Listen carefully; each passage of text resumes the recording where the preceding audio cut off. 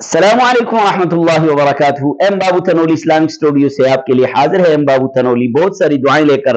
اے رب العالمین سب کو وسعت والا رزق، عافیت اور سلامتی والی زندگی نصیب فرما۔ سب سے پہلے درود شریف، اللہم صلی علی محمد وعلی آل محمد کما صلیت علی ابراہیم وعلی آل ابراہیم انک حمید مجید۔ ایم بابو تنولی اسلامک اسٹوڈیو سے آپ کے لیے مسائل، فضائل، وظائف لے کر ہم حاضر ہوتے ہیں۔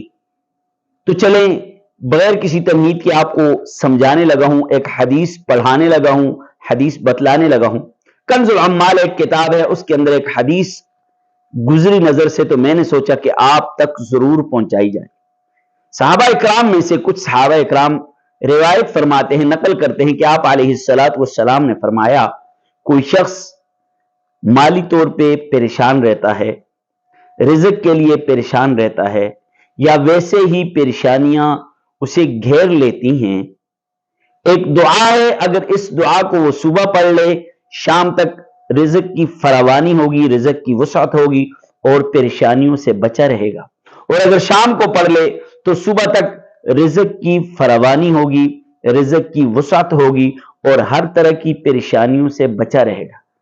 اب سوال یہ ہے کہ وہ دعا کون سی ہے؟ تو صحابہ اکرام فرماتے ہیں کہ آپ علیہ السلام نے فرمایا، جو شخص صبح پڑھ لے ما شاء اللہ لا حول ولا قوت ان اللہ علی کل شیء قدیر، ما شاء اللہ لا حول ولا قوت ان اللہ علی کل شیء قدیر، ما شاء اللہ لا حول ولا قوت ان اللہ علی کل شیء قدیر۔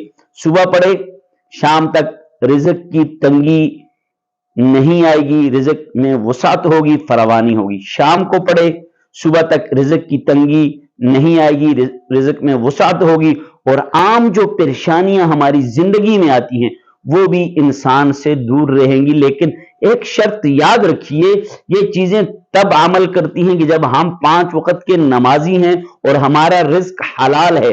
اگر ایسا نہیں ہے تو یہ چیزیں اثر نہیں کرتی۔